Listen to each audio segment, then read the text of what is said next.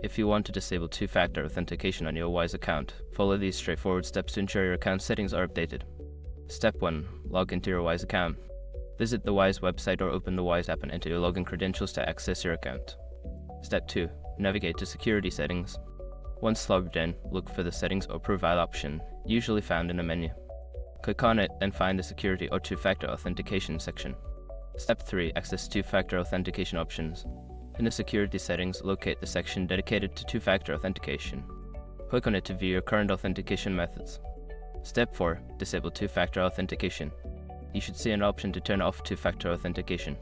Follow the prompts to confirm your decision, which may include entering your password or a verification code.